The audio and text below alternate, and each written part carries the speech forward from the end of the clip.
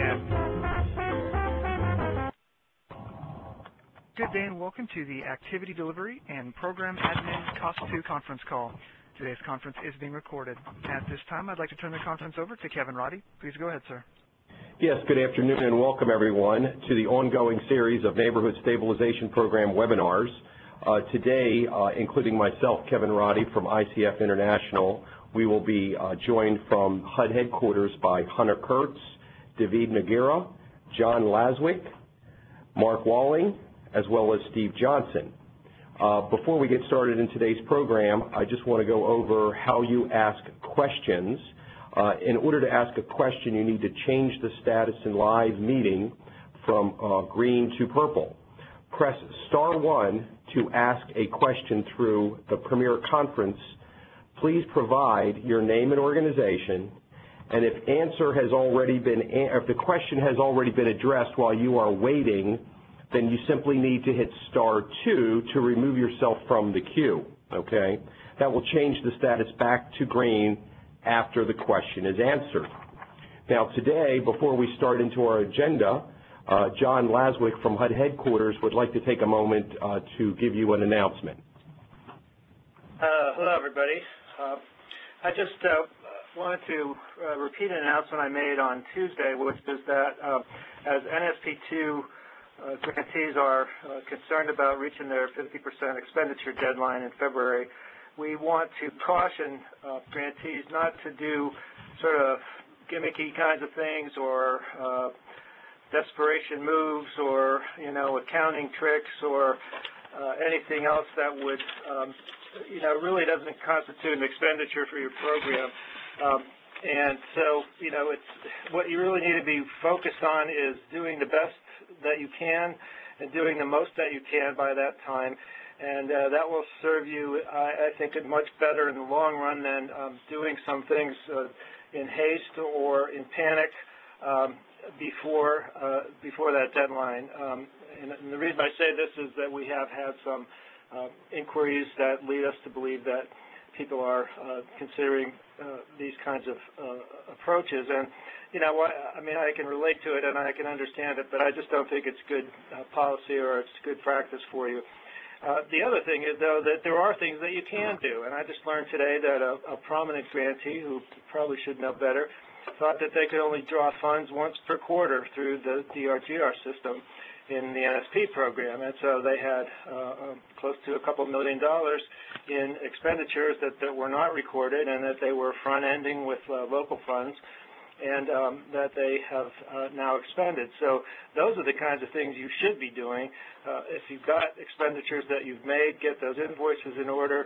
I know that some places have trouble because the staffs have been cut and so forth, but even if you need to bring in a bookkeeping firm or an accounting firm to help you sort through the drawdown, that's an eligible expenditure of administrative funds, and those are the kinds of things that you really want to start having, showing up on your draws. So, again, please just focus on your program, do a good job with what you're doing.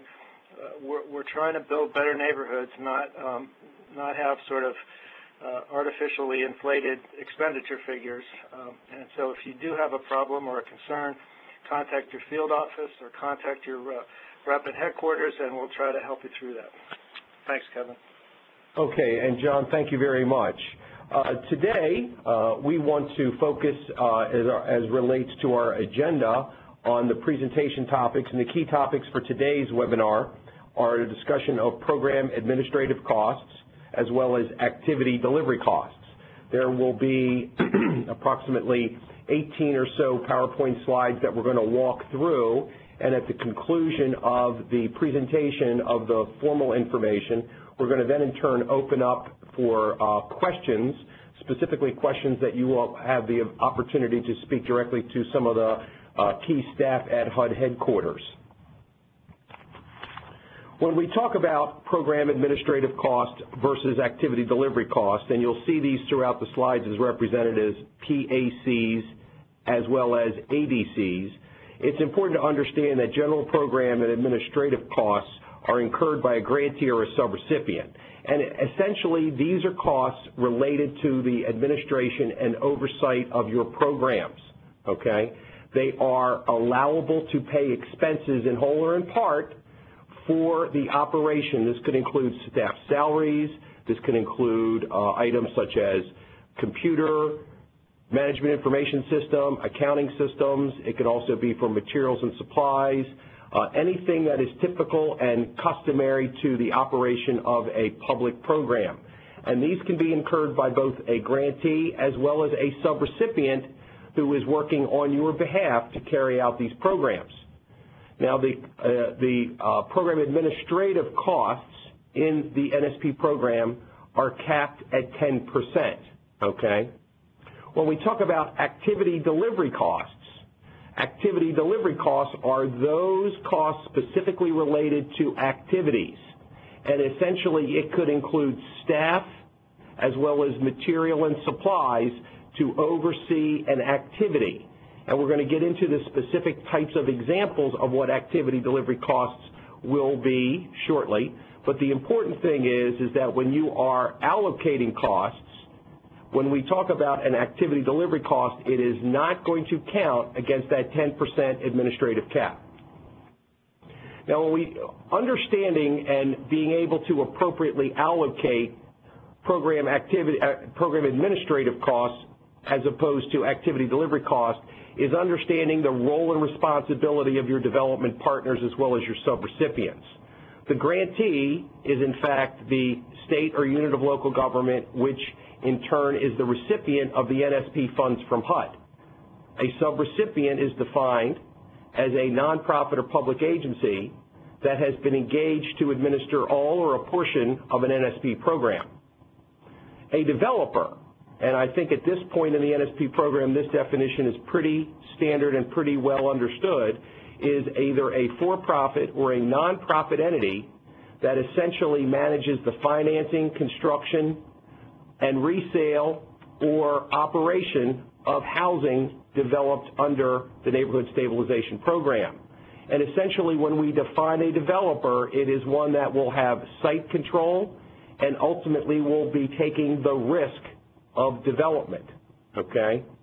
We could have a nonprofit organization, and a nonprofit organization could actually undertake or assume multiple roles under a neighborhood stabilization program.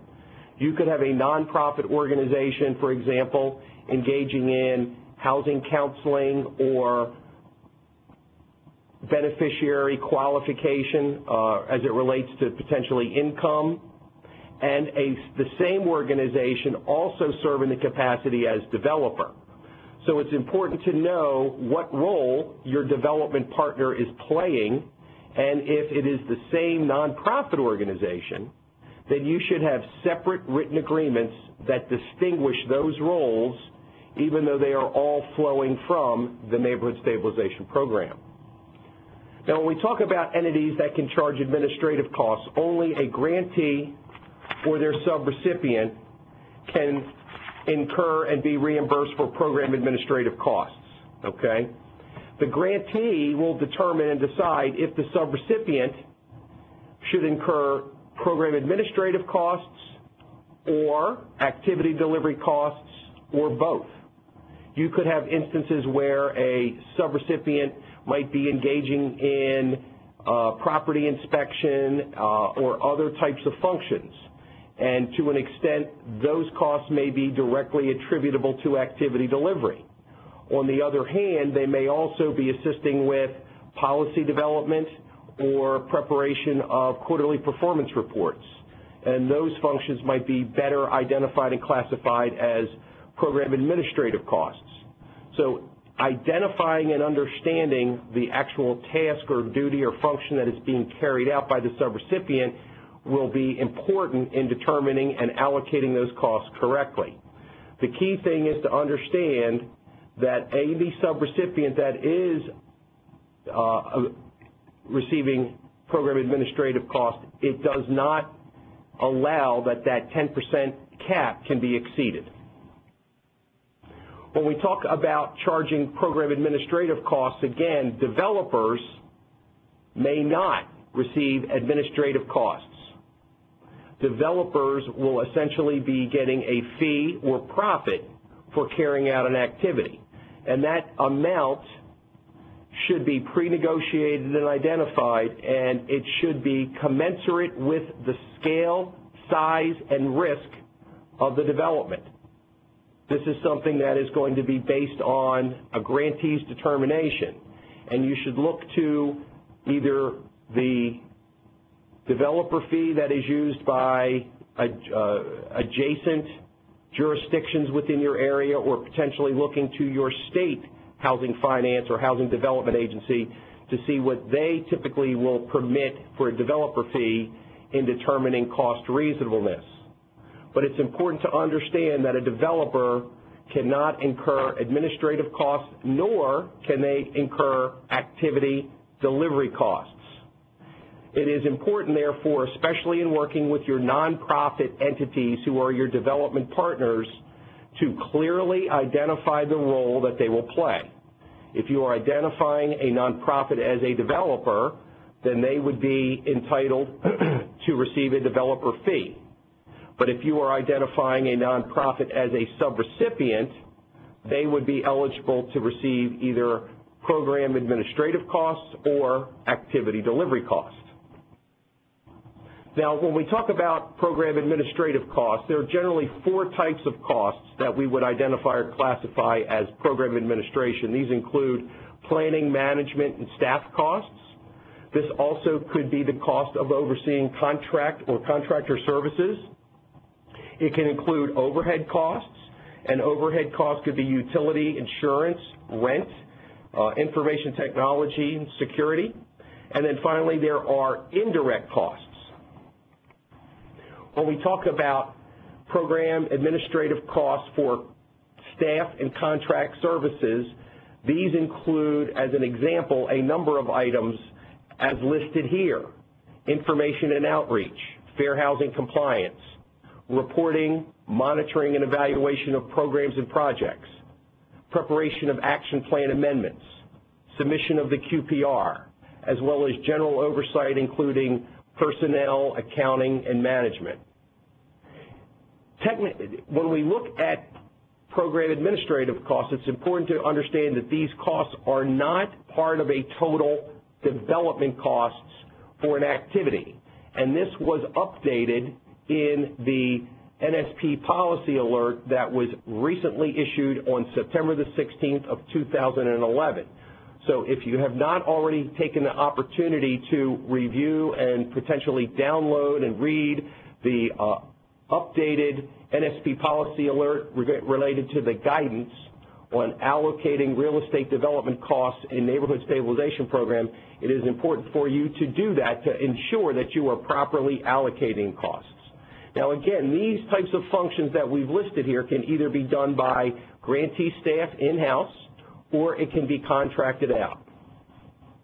Now when we talk about program administrative costs and we talk about staffing and contract services, there are options in how I allow for and fund my staff.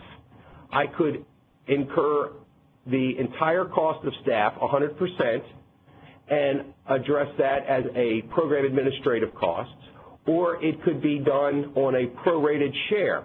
For example, I may have staff that work across multiple programs. They may work in addition to the NSP program, they may work in the Community Development Block Grant Program or the Home Program, and therefore their time could be prorated across those grants. The main thing to understand is that from a budget standpoint, you should have identified in advance the option that you are going to use. Eligible administrative costs include fringe benefits, okay?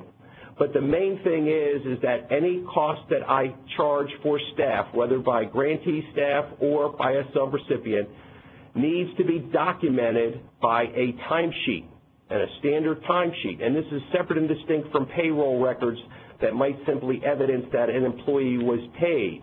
We want to have a timesheet that is showing the labor hours that are attributable to NSP-eligible activities. When we talk about contract services, or subrecipient services, we want to make sure that any draw or reimbursement for staff is backed up not only by invoices but supporting source documentation, and your best source of documentation anytime for staff costs would be timesheets. The main thing is that we need to ensure that if it is a subrecipient for whom we are paying staff salary, that we are capturing that no differently than grantee staff. If we are reimbursing contractors for contract services, A, the contractor must be procured, and B, the contract for that service should clearly delineate the reimbursement. If it's on a fee basis or a per unit basis, for example, an inspection, it may be for a risk assessment. There should be potentially a unit price or a rate per hour for those types of services. We talk about overhead and indirect costs. Overhead includes specifically things like office space. It could be utilities, as well as any tools and materials on behalf of a grantee or a subrecipient to carry out the program. Under the federal guidelines for use of federal funds, there is also an allowance for what is known as indirect costs. And typically, indirect costs are those costs that are historically and traditionally shared across a grantee. For example, your human relations or your personnel department in the terms of the cost to hire or discharge employees is a cost that is typically shared across all units of local government. It also could include telephone support, mail support, security services for public buildings. These types of costs are allowed to be reimbursed under a federal grant. The method for that reimbursement is the approval of an indirect cost allocation plan in accordance with the OMB circular found at A87 for public agencies or A122 for nonprofit organizations. And the key is that this indirect cost allocation plan must be approved by a grantee's cognizant federal agency. So if you have a pre-approved indirect cost allocation rate, it is an allowable program administrative cost that can be charged. Now, when we talk about the administrative cap, NSP caps the use of funds for administrative costs at 10%, as well as 10% of any program income. So it's important to understand that when we talk about the administrative cap, that this is a hard requirement. However, as you generate program income moving forward through your NSP program, you are permitted to use an additional 10% of program income collected. You may also use your CDBG program administrative allowance of up to 20% to support NSP eligible activities. But again, if I am going to charge a separate federal program, I need to have the source documentation and the allocation clearly documented in order to keep straight those charges, all right? You need to look at and decide if that 10% under NSP or the 20% under CDBG is insufficient to fulfill the responsibilities of properly executing a project. Then you may need to look at the opportunity or potential of activity delivery costs. When we talk about activity delivery costs, those costs are allocatable for implementing a project or activity, and these include any number of functions or duties that would typically result for real estate development, including appraisal, development of work specification, construction inspection and oversight, and that would include both inspection during the progress of the project as well as at a draw. It could also include underwriting up front for either a single-family or multifamily project. It can also include the responsibilities related to other federal requirements, including the Uniform Relocation Act, the environmental review requirements, and the provision of Davis-Bacon prevailing wages. When we talk about counseling As you know, under the NSP program, any home buyer who will purchase an NSP-assisted unit must at a minimum complete 8 hours of HUD-approved housing counseling. That housing counseling cost can be charged as an eligible activity delivery. Activity delivery does not count against the admin cap, all right? But it is important to understand that we must have an approach or a methodology and a system that we can track specific costs for activity delivery to addresses in our program. Now, activity delivery can pay even if the project is not successful or does not go forward. So, for example, I may have to appraise or order appraisals for 15 properties, which I ultimately successfully acquire 10 of. The cost for all 15 appraisals is an eligible activity delivery cost. This could include initial evaluation in terms of deficiency inspection as well as the environmental review, all right? But it is important to understand that the activity delivery that I charge should be in proportion to the hard cost, and that it should not exceed, or a majority of the cost for a activity should be hard costs as opposed to delivery costs. And this is a balance that's going to vary grantee by grantee, community by community.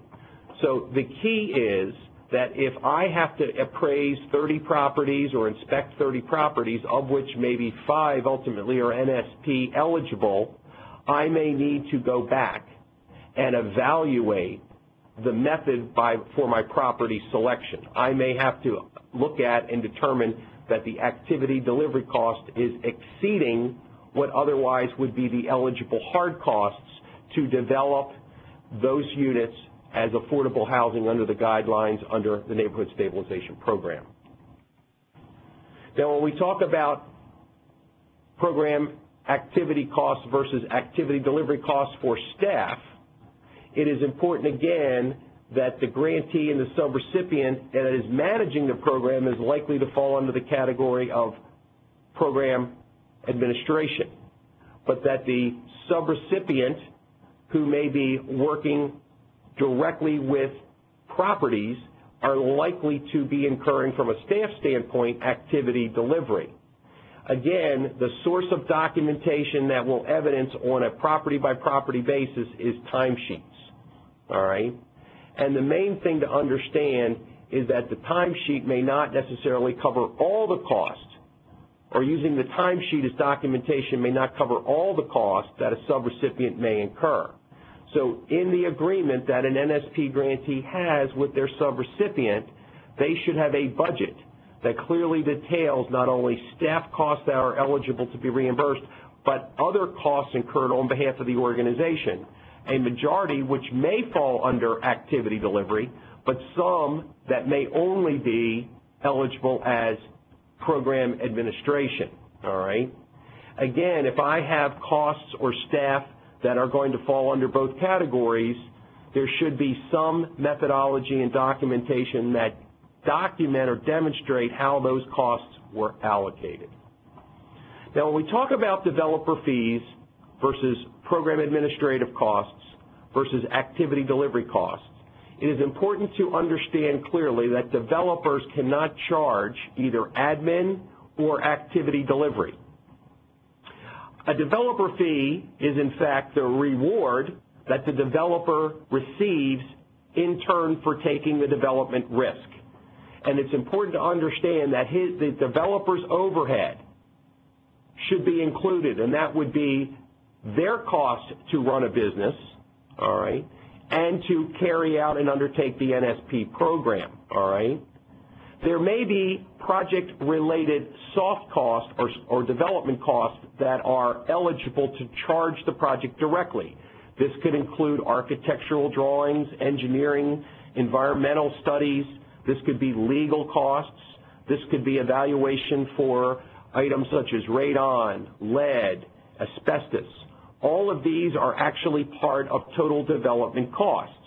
One of the challenges historically is developers will incur these costs in most cases early on in a project. So it is important to understand that this project should have a high likelihood of proceeding to completion or construction when these costs are incurred early on in the project. Typically, while some of these may be reimbursable, you need to be very careful to ensure that if this project doesn't move forward, that there is a identified method of how these costs may or may not be reimbursed.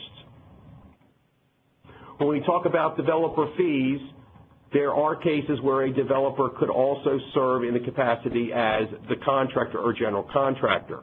In these cases, we want to be clear that that development entity, both as a developer as well as general contractor, is not being overcompensated.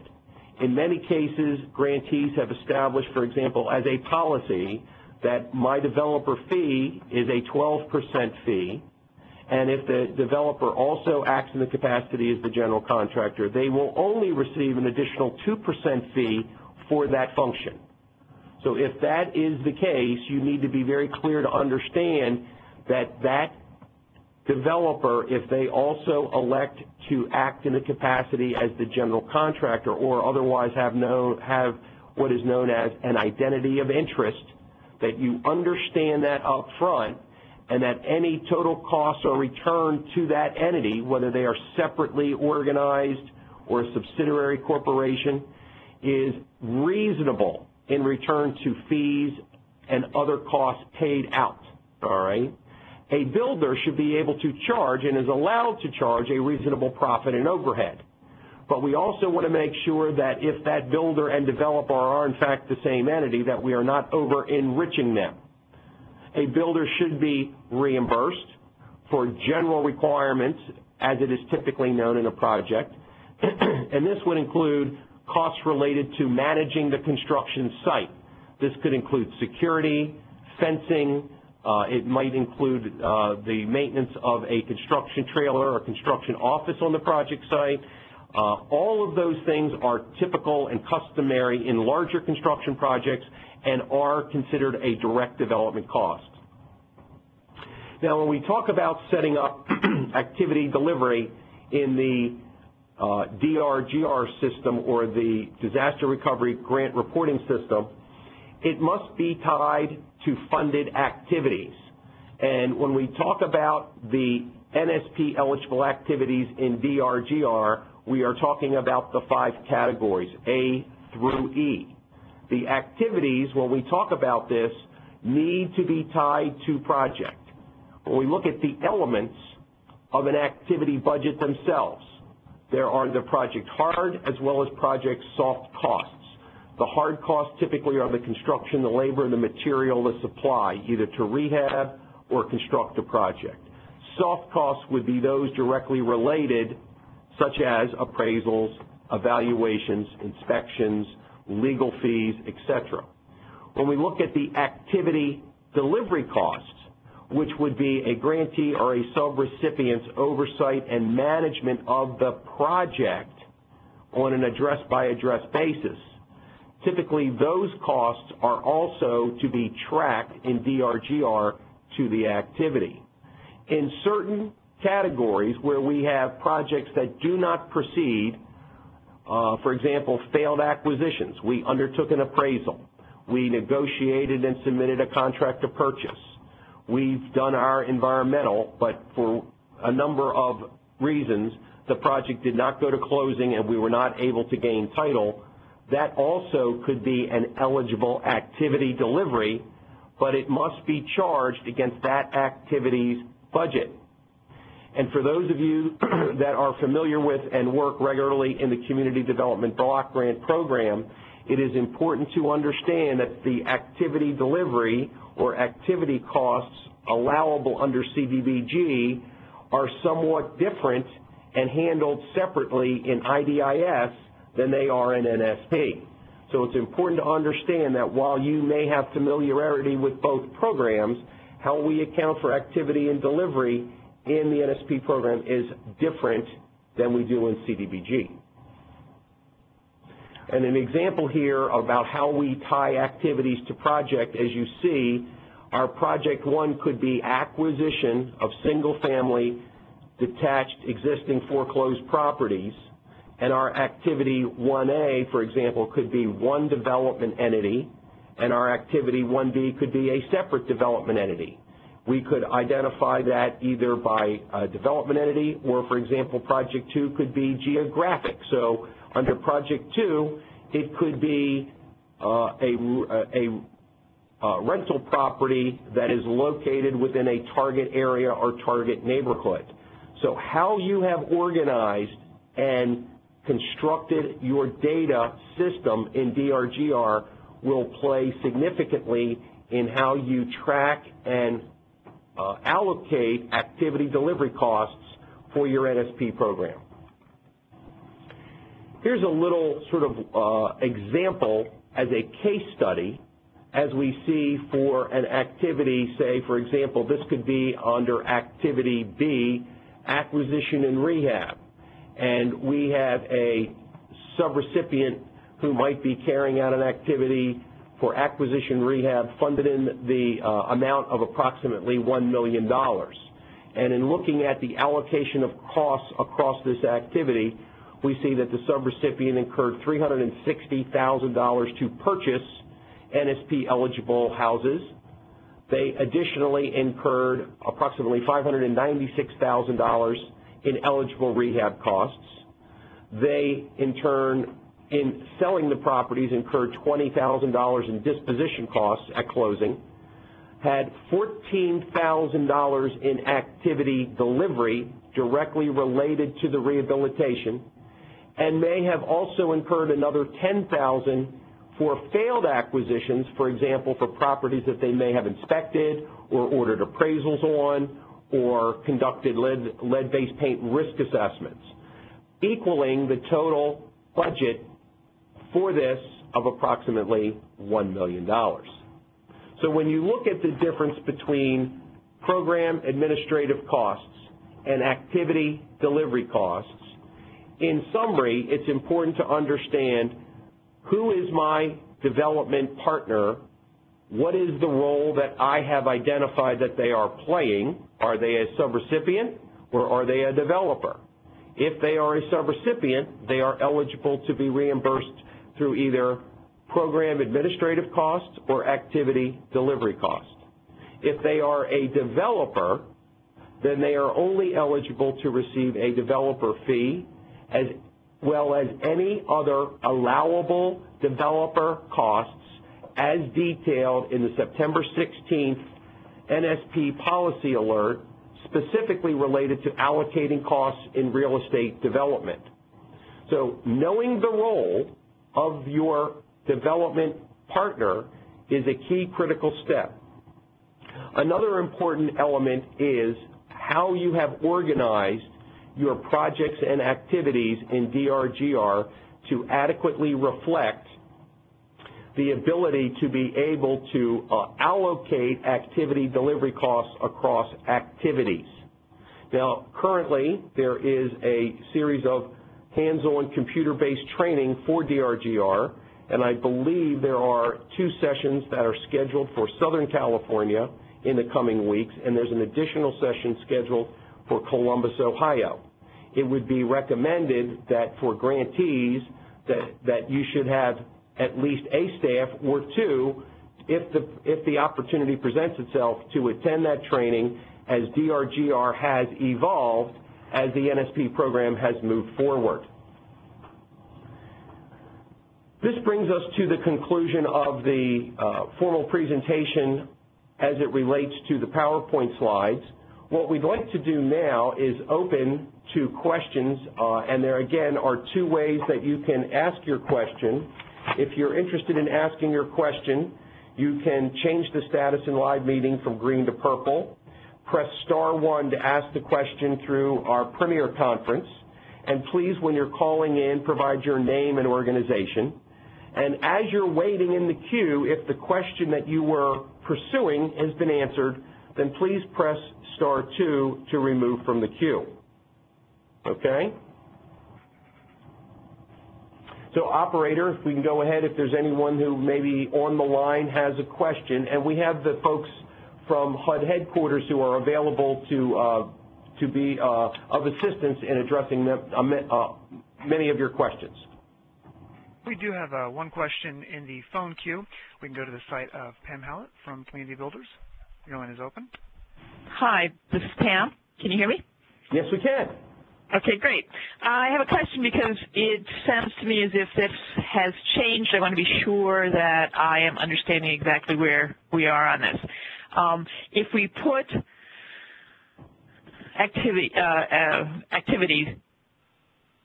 if we charge costs, I should say, into activities, and it becomes a failed deal, it doesn't move forward. As we close out the grant, that will not be charged back to admin? Because what I'm concerned about is us moving forward, finishing up the grant in another year or two, going to close out. We've used up our 10%, and we still have failed deals that were put into activity delivery charges. I would just want to make sure that that's not going to be expected to be charged back to our admin at some point. No, it's not, Pam. It actually hasn't changed. What you're thinking of is that's the way it would work in the home program. But we have consistently allowed these failed activity costs to be charged to program activities rather than general administrative costs. Okay, so we could just stay there, remain there. Okay, great. Thank you. Okay, thank you, Pam. Operator, do we have any other questions at this time? I'm showing no further questions on the phone queue at this time. Okay. We do have a question that has been from, it looks like Portia McGoy has a question, and this has been typed in, so I'm going to try to read the question. It says, counseling program applicants / participants, is there a choice for this matter? In other words, what if you pre-qualify people or simply don't know which property a person will eventually buy? Is there a choice to consistently charge to development costs or consistently charge to activity named home buyer counseling?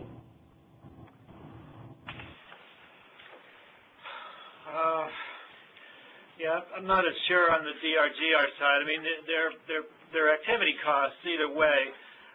If you have somebody that's buying a house, you would know the address. For those who don't proceed to buying a house, then what Paul Webster has told us is that you could just spread those costs across all the activities that that were funded, so that it's not it's just sort of a general amount that's kind of spread on top, with the knowledge that they really are not attributable to a specific property. So I don't know exactly how you would do that in DRGR, but I think you could explain it in the narrative and just add, if you've got 10 houses, you could just split it 10% across each one or something like that.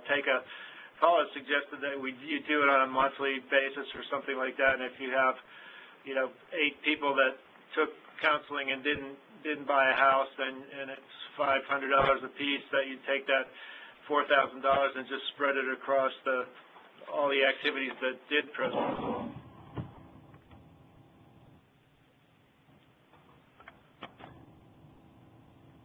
John, can you hear us? Yeah. Okay. All right.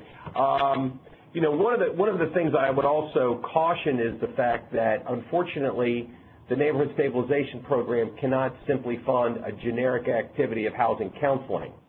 That the housing counseling should reasonably, again, be tied to the cost of a delivery of a unit or an eligible home buyer. So I think that you need to be cautious in moving forward to assume that you can just pay for a general housing counseling activity and spread it across all of your NSP projects. Yeah, it would still have to be an individual, who received the service. I mean, so So you have two people that both go through the program. One of them realizes they just don't have the savings or the financial capacity, so they don't go forward, and the other one that does. So they have the same cost and the same activity. One of them is linked to a property eventually, and the other one isn't. The one that isn't, you just spread those costs over all the other activities that you have, and then just note that in the narrative. Okay. All right. We had an additional piece of information that came in from one of our attendees today. Essentially, I mentioned the DRGR computer training that was available, and unfortunately, based on this comment, the Columbus, Ohio session is in fact completely full, but they are taking a waiting list. So I apologize if I led someone to the impression that the training was available, but apparently today they've just indicated that it is completely subscribed, but they are maintaining a waiting list, so if somebody does drop out, you may be able to get in. I presume that there may be additional sessions after, I'll say, the first of the year. Yeah, I think that's true, Kevin. We don't have anything scheduled yet, but these are limited in number because they are hands-on sessions, so you can only do 30 people per session. But there's a lot of interest, and we imagine that we're going to have some more scheduled. We did just add Irvine. Yeah, David said that the one you mentioned in California, the Irvine one is new, so that one may not be fully subscribed yet.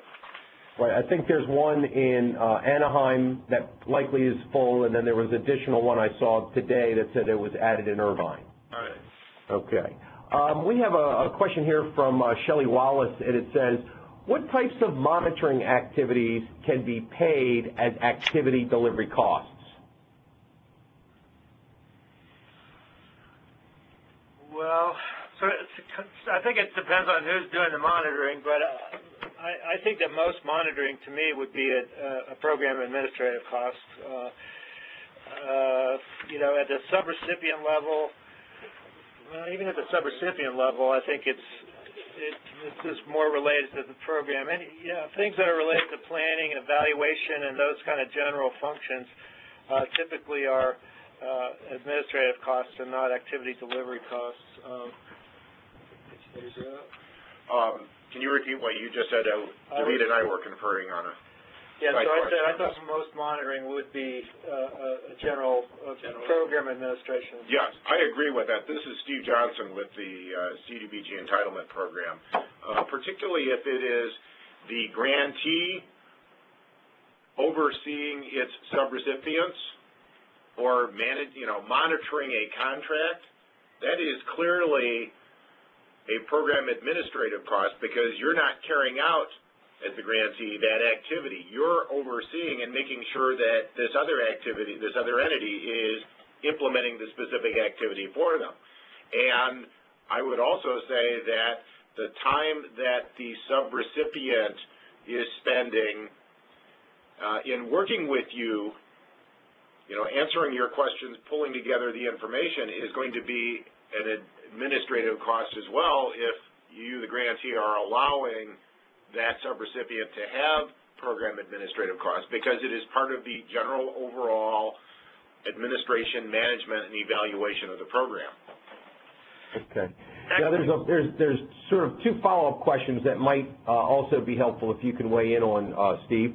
The follow-up question is, does NSP allow a grantee to charge a subrecipient and developers a fee to pay for monitoring costs? Well, Steve doesn't work with NSP. I don't know about CDBG, but I mean it would still be program administrative costs, depending, regardless of how it was being billed. It seems to me. I mean, it's the function. It's not the accounting that what's the purpose of the monitoring? It's not like you're doing progress inspection. Right. So, I mean, unless you're talking about, Mark was saying, unless you're talking about sort of a project inspection or something like that, but I don't think that's a monitoring function. Monitoring is the oversight of the program, program administration, planning the program, operating all the different activities, coordinating all that stuff. That's all program administrative costs, and that could be done at the subrecipient level if the subrecipient has 6 different activities, just as much as at the grantee level. You know, I don't think you can. I mean, you know, you're still limited to 10%, and so if the grantee charged the subrecipient $1,000 to do that, that would still come out of that same 10%. So I don't think that's.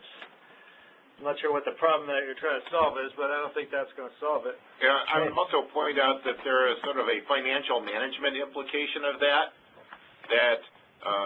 I agree with John that if you, a grantee, are charging your subrecipient $1,000 for the privilege of being monitored, that's going to come out of the grant anyway. But if that subrecipient is paying that, you know, fee out of other funds, that becomes probably an applicable credit to your grant because you basically can't double dip here.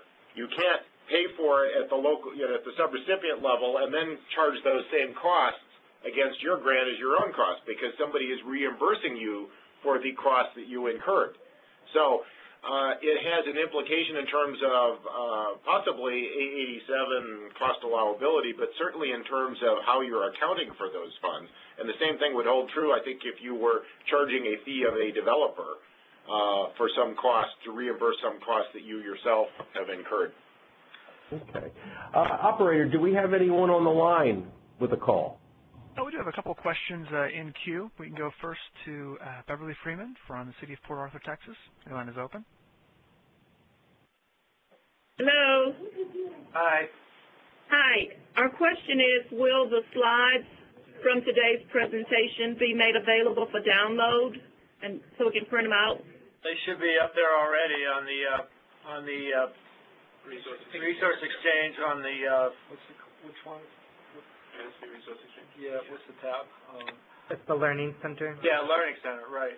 If they're not up there yet, they should be there soon. Thank you. And we also have in attendance Mr. Mike Mason and Shawan Williams. For the record, please. Okay. All right. Thank you. Thank you.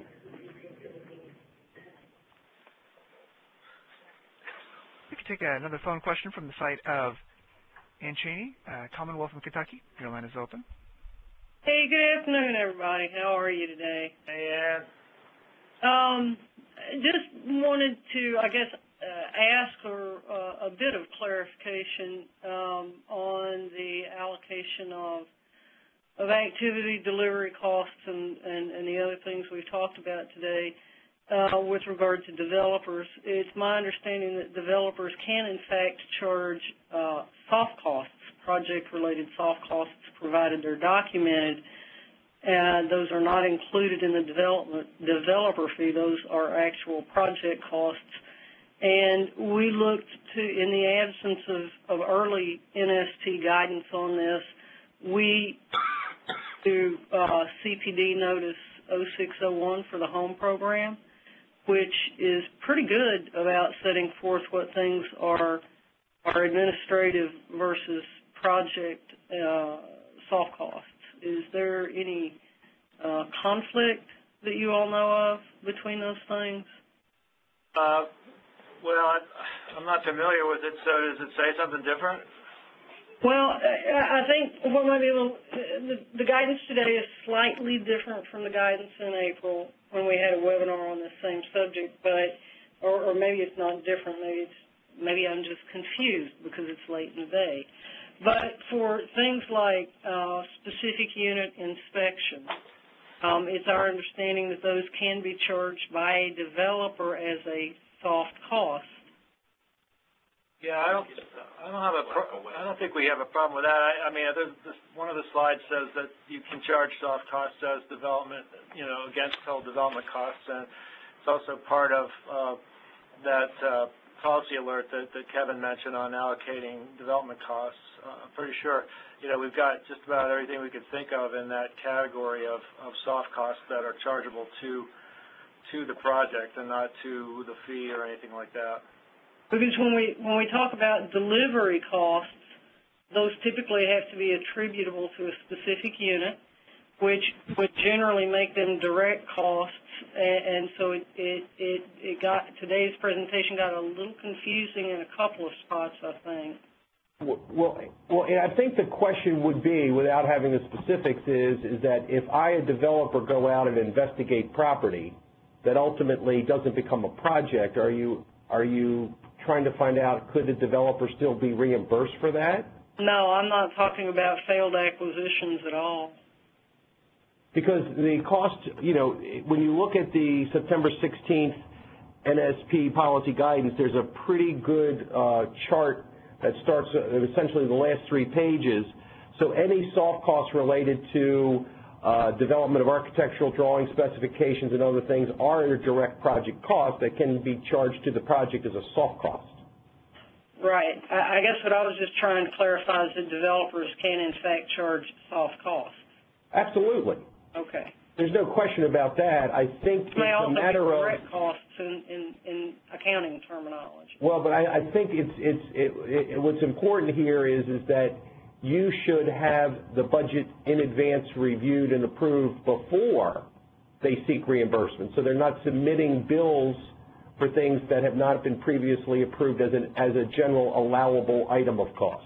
And we in fact approve per unit budgets before they even purchase the property. Okay. Yeah, all those hard and soft costs that are directly attributable to the project are chargeable to development costs and can therefore be included in the price, just like it would be in a conventional real estate project. Okay. That's what I thought I heard in April, but I wasn't sure I was hearing the same thing today, so thank you for clarifying. Okay. Thanks, Ann. Okay. Operator, let's go to another question from a caller, please. I'm showing one more question in the phone queue. We can go next to the side of Dan Young from OLCDC. Your line is open. Yeah, hi, good afternoon, guys. How are you? Good. Good. Question related to activity delivery cost. We have some accounting type resources who actually prepare the draw request from the contractors and submit those draws for reimbursement, obviously for the particular properties. Would those fall under activity delivery costs? That's how we are assuming it right now, but we want to confirm that. The accounting people that prepare the billings? Prepare the draw packages Right. Yeah. from the contractors and submit those draw packages to let's say lead organization for reimbursement or the HUD for reimbursement. Yes. Providing they have timesheets and can show the amount of time they're spending on that particular, draw for that particular project or activity. Okay. Okay. Yeah. And as a follow-up, if the resource is or another resource is preparing, budgets versus actuals for that particular property, on a part-time basis, let's say, that would be also activity delivery type cost? Yeah, I would say that's pre-development. And again, subject to the time cards and whatnot, but if they can link that activity to a specific project as opposed to, for example, doing a feasibility analysis for, the likelihood of an apartment project working in a particular neighborhood, sort of a broad kind of open-ended thing, that would be a general administrative or program administrative. But if you're talking about working on a specific activity with an address, then that's that kind of cost is eligible as activity delivery.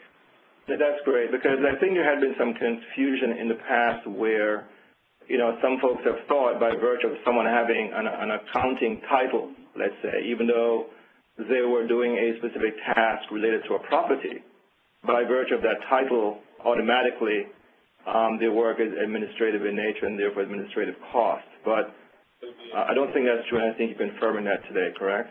Right.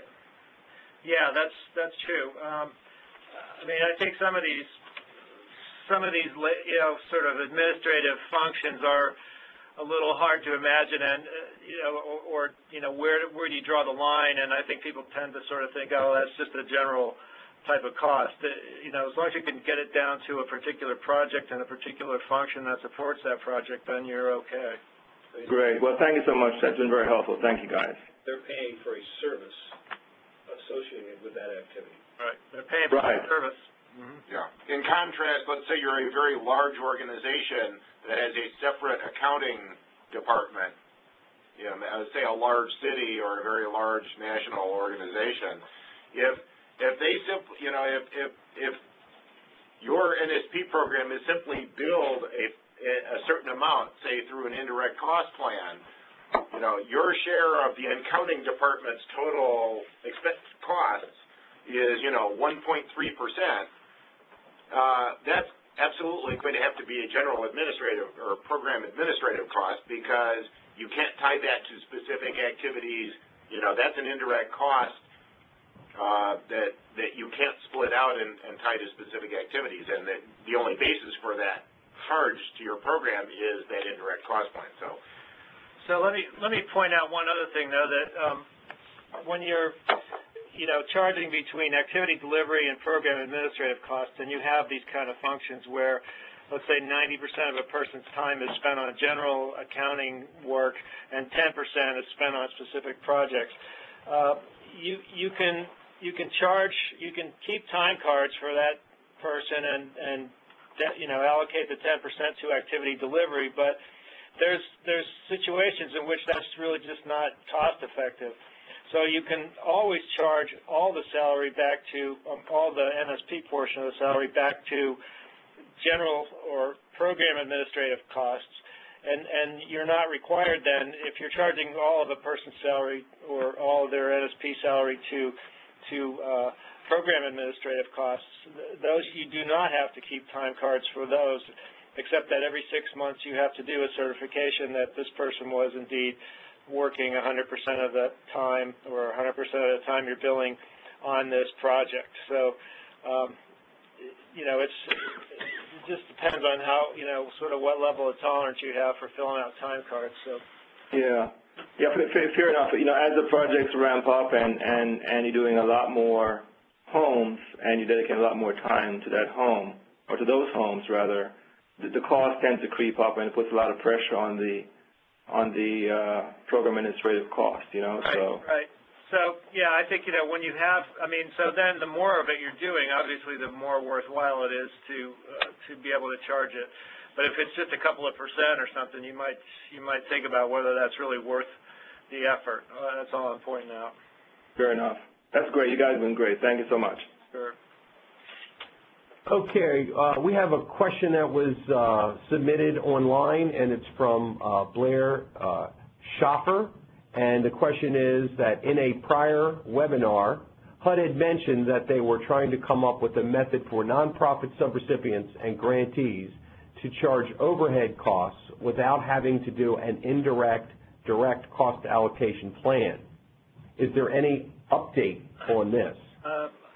Yeah, Blair, unfortunately not. I mean, we're still planning on doing that, and I think it's going to work its way into a notice that we're publishing in the next couple of months that has a bunch of different things in it. It requires a waiver of an accounting rule, and so there isn't any opposition to doing it this way, but we just have not been able to work it out as an individual freestanding thing. So I would also point out, though, in that relation, that if you are a subrecipient and you have an indirect cost plan, that can be approved by a city or state grantee. It doesn't have to come to a federal agency. It's only the cities and the states have to come, or the counties have to come to a federal agency. But our financial management director has said that, you know, if you're a Habitat affiliate, for example, and you're working under a city, you can get that city to approve your plan. But, you know, I don't know if that's better or worse, but it's closer anyway. So what Blair was referring to, for those of you who might be confused about this, is that public housing allows a 3% allowance towards indirect costs in acknowledgement that there are always indirect costs and that it's expensive and time-consuming to put together an indirect cost plan and get it approved and so forth. Now, I've seen approved indirect cost plans where the rate is 17%. So, if that's the case, this isn't going to be for you. But the 3% is an allowance that does not have to be substantiated, does not have to be documented, in recognition of the fact that you are using heat and electricity and equipment and all those sorts of things. And so we saw that and thought that that would make some sense for some of our smaller subrecipients and nonprofits, but we have not been able to put that in place yet. 3% per project, per activity? 3% of total development costs. Okay, and there's a follow-up that we have from Pam Hallett, and she is seeking clarification on the question related to monitoring. And her question is, if the NSP funds are structured as loans for multifamily rentals and the affordability requirements need to be monitored over the life of the loan, can those monitoring costs be charged to a loan as a fee?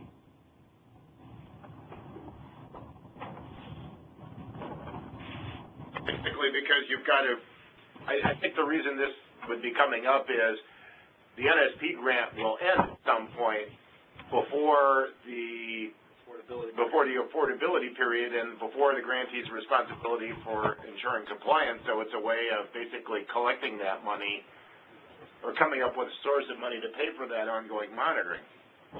Right? Yeah, I think that is. I think we've had this question asked before, but we can't remember the answer. I don't know. I mean,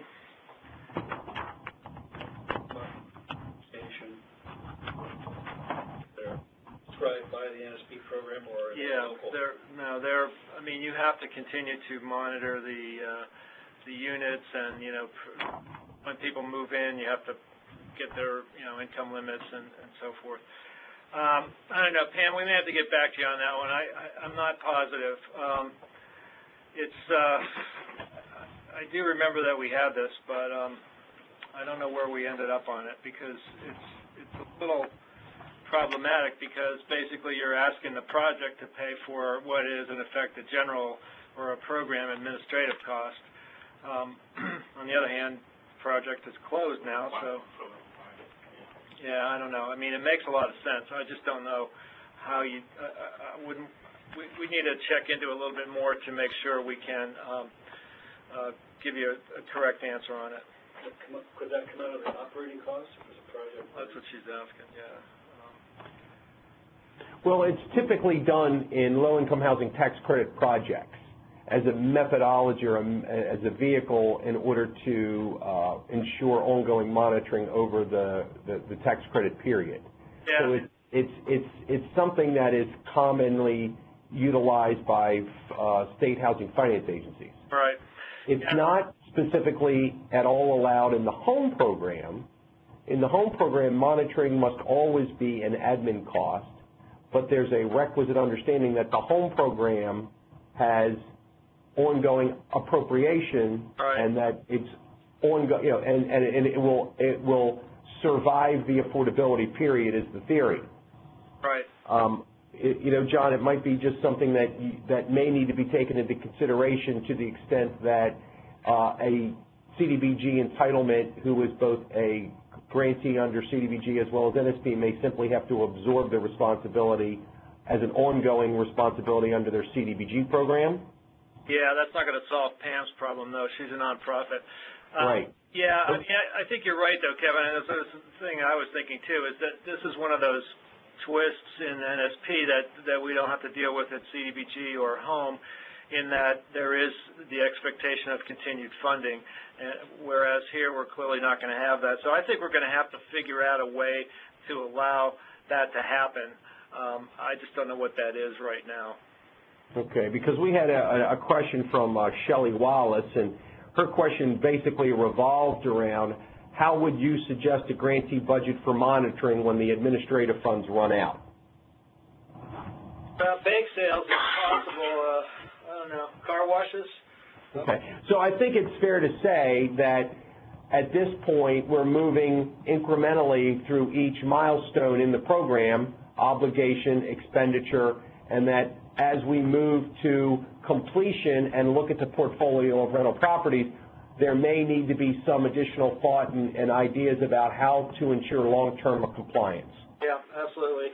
Yeah, well, so, I mean, we see that, and there are similar situations, with other elements of the program, so that's why we're still wrestling with closeout requirements and so forth. Some of this is just new to us, and we haven't, being nestled inside the warm, cuddly arms of the CDBG program, we don't always have the answers to questions that don't exist there. So. Okay. Operator, do we have any callers on the line with a question? We do have another question. We can go to Michelle Starratt from Alameda County, California. Your line is open. Thank you. I have been hearing a lot about admin versus project delivery, and we have developers, and so we're the grantee, and then we have a contract for our development partners. And pretty much all of the costs associated with my staff, meaning the county staff, I am putting into project admin, including things like going out and doing environmental reviews. Now, I keep hearing folks say that some of those things can be project delivery, but what happens if I don't want them to be? Can I make sure they still are admin?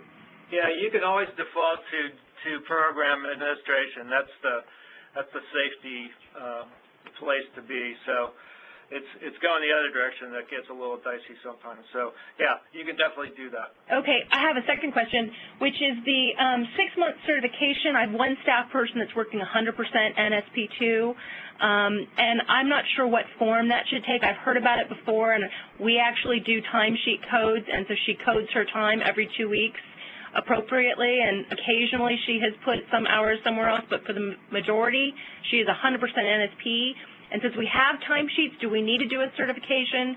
And if we do need to do a certification, what format should that take? Because she's probably the only staff person I have that I bill 100% to anywhere. Got timesheets, she's not going to need that. Yeah, if you've got timesheets, you don't need a certification. I'm trying to remember off the top of my head just now that you've asked.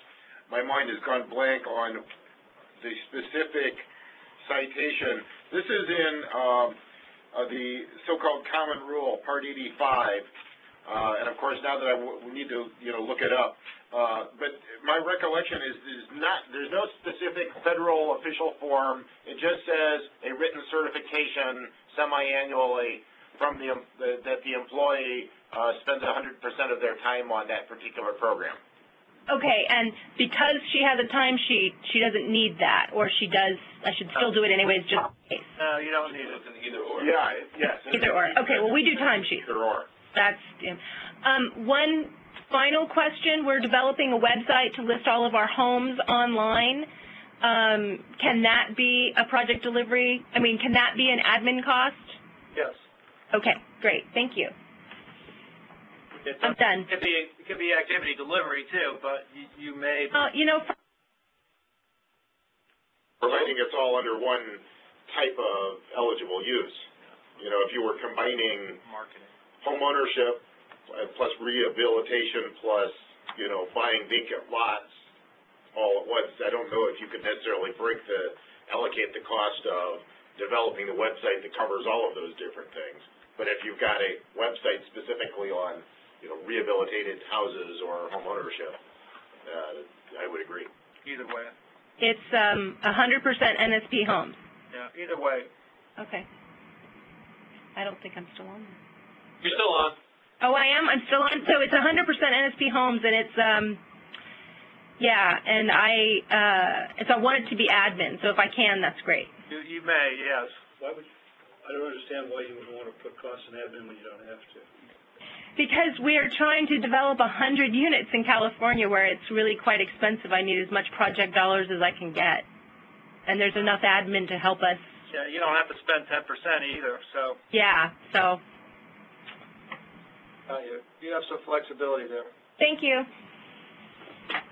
Okay, we had a question come in from Michelle Wildman, and it was related back to the question previously about the upfront monitoring fee, and it was specifically interested to know if there is a determination, John, will it be posted on the NSP website when it's available?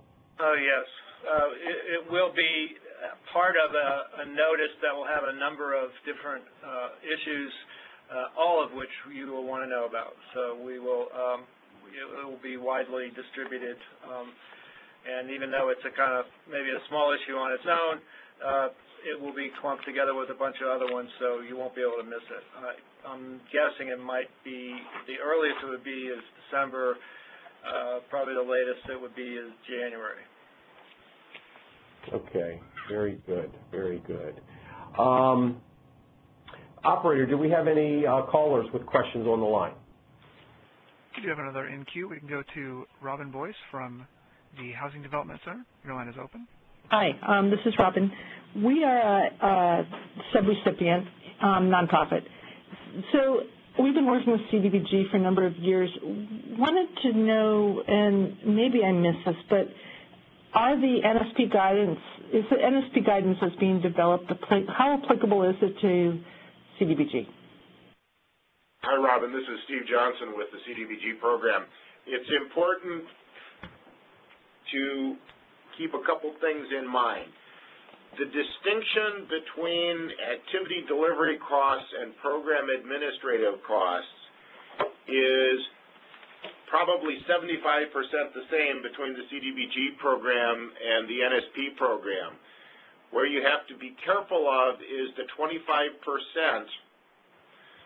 and what's in that 25% are certain things like housing counseling in the NSP program, because the CDBG program has a separate eligible activity category called housing counseling. So it's eligible in and of itself in CDBG. In NSP, it's eligible only in conjunction with one of the other eligible uses. The other important difference between CDBG and NSP is dealing with costs of activities that do not go forward. Yeah, that's the one I'm yes interested in. We are working to develop a fairly substantial community planning and development notice for the CDBG program, particularly on activity delivery costs versus program administrative costs, and at the same time we are coming up with some guidance that's kind of particularly deals with the Integrated Disbursement and Information System, IDIS, for CDBG, and what you do with cost. The general, we're still kind of fine-tuning this, but when it comes to activity costs of, quote-unquote, failed activities or activities that don't move forward, you have less flexibility in most cases with the CDBG program outside of housing rehabilitation, where there is a specific line item called rehab administration. Otherwise, for many of these other activities under the CDBG program, they have to be categorized as general program administrative costs, because there's no specific activity that results to tie it to. That is different from the NSP program. Well, but then again, you have the 20% as opposed to 10%. So, I mean, I think that's one of the accommodations we had to make for that. Yeah, it's pretty similar, though.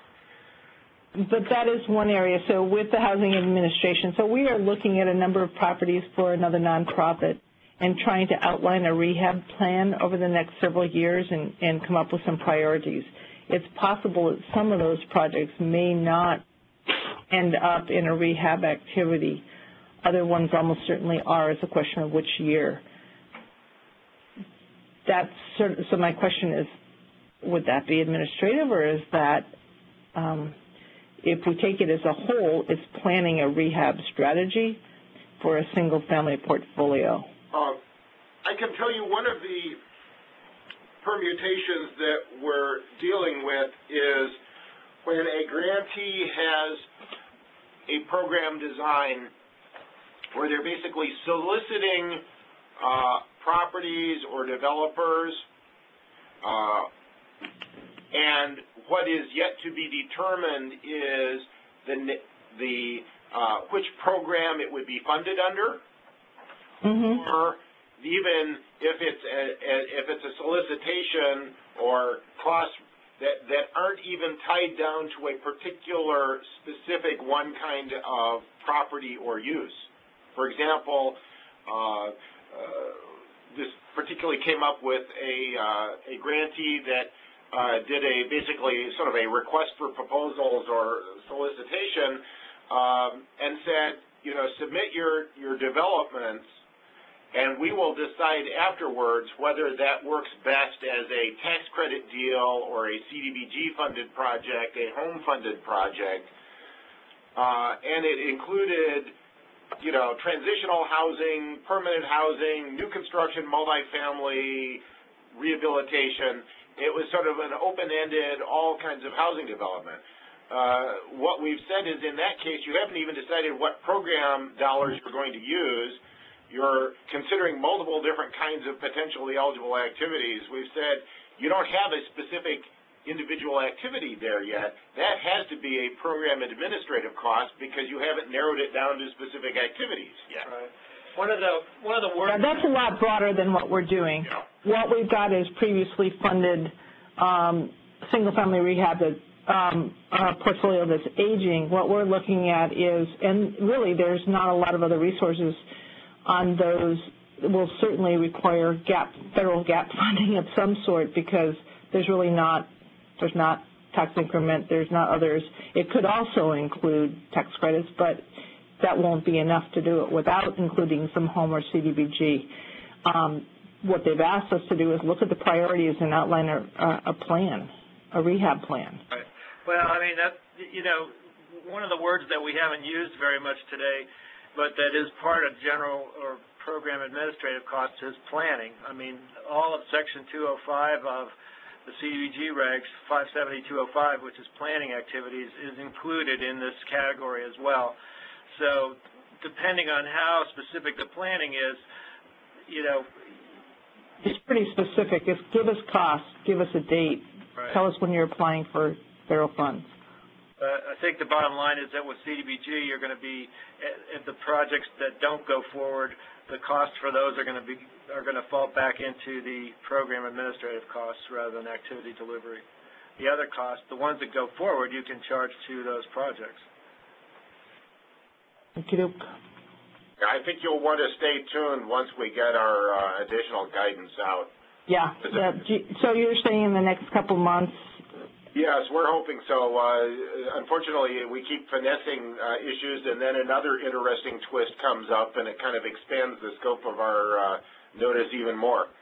I think one of the interesting things that we're dealing with, we do a lot of work on preservation of existing affordable housing, and this work on how are you going to ensure the long-term viability of these properties, and it's going to take some sorting and sifting and moving forward on creating rehab plans, and I'm not seeing a lot of clarity about where that's going to get funded from the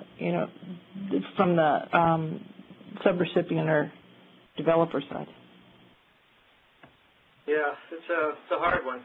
It's a management. It's a project management fee. Unfunded. Unfunded? So far. Yeah. I mean, I think the best thing is you'll be able to recover direct costs for activities that proceed and have to back charge the other ones to general planning and admin. But that's not a great solution when funding levels are dropping and all that. So. No, I guess if we want to preserve those resources in our prior investment, that would seem like a place that it would make sense to be creating regs to enable people to do.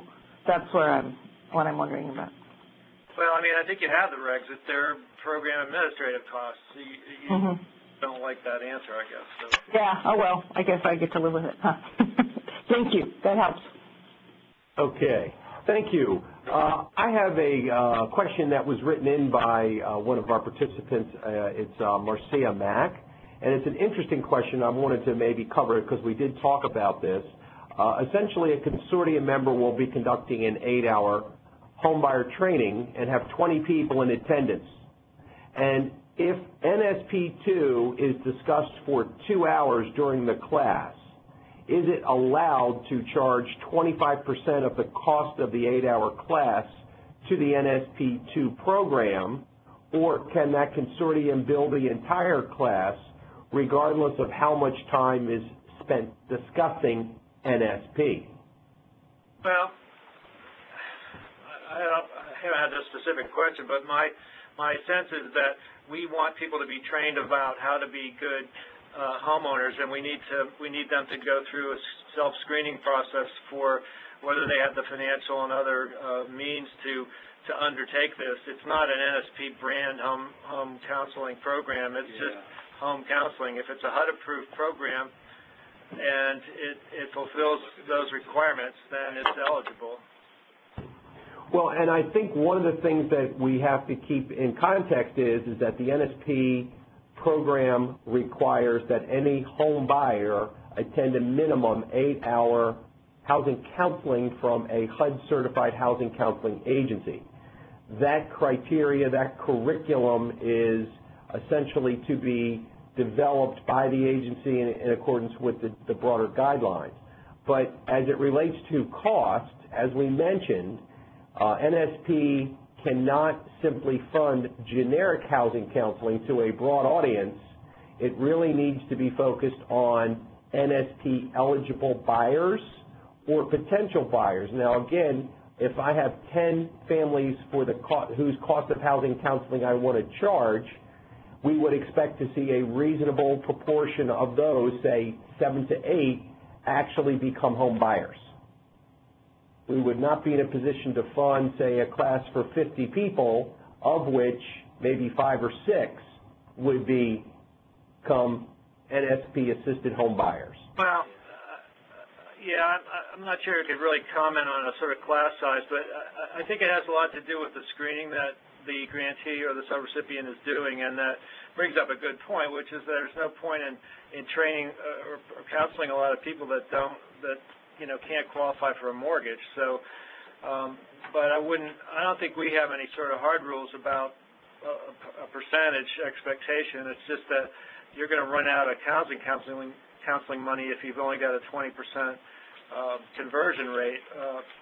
So one of the ways of handling that is to do more work up front and have somebody get pre-qualified, and the people that can't get pre-qualified, have to go into a different program or something like that. But I mean, any charges that are applied to the program do have to be for NSP clients. So if that whole class of 20 people isn't in there to buy NSP homes, then you need to figure out some way of defining that, and I don't know exactly how you do that.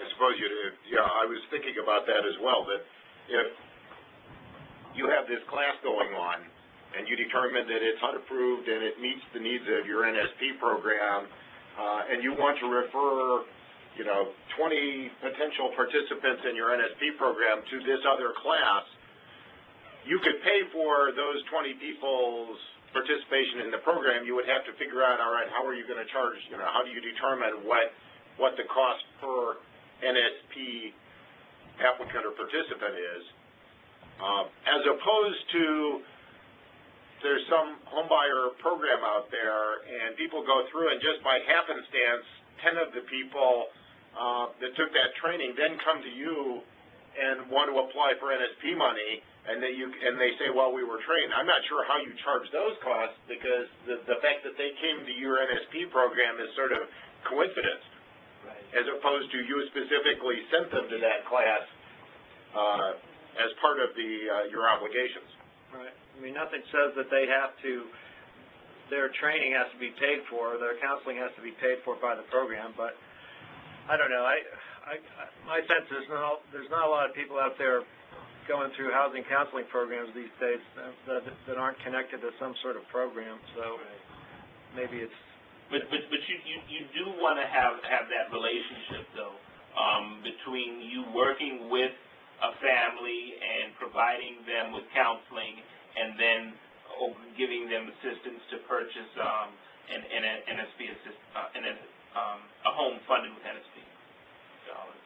So right. So while there doesn't have to be any specific mention of NSP, there does need to be a connection of the people that are in your program with the payment of for that service. You can't just pay for 20 people and then if a few of them show up on your door, consider yourself lucky or whatever.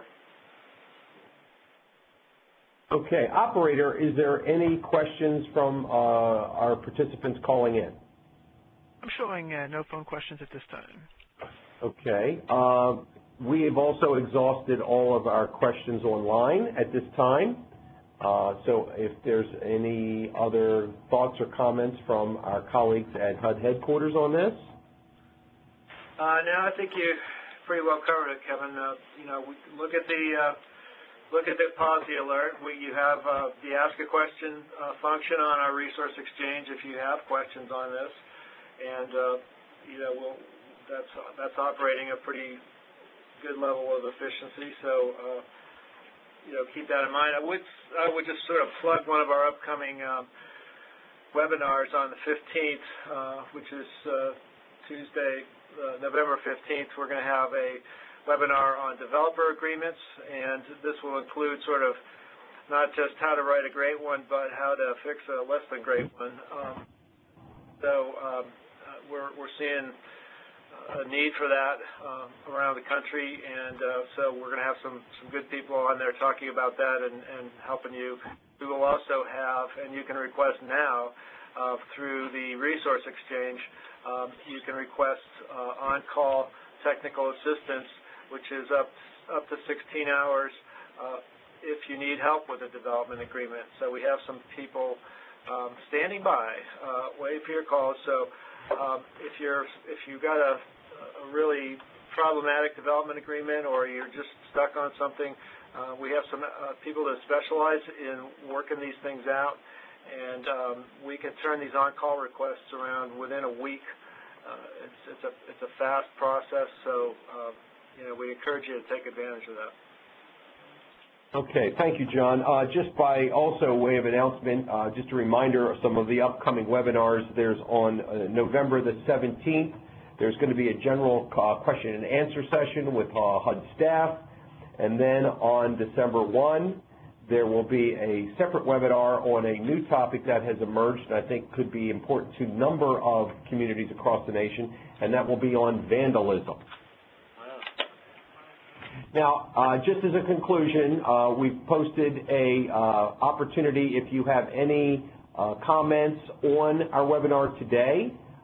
Please direct to the website for the survey and provide us your feedback. I want to thank everyone for taking time to join us today. Thank the staff at HUD headquarters for their participation. And with that said, operator, we are concluded to today's webinar. Thank you. Bye. This is today's program. Have a great day. You may disconnect at this time.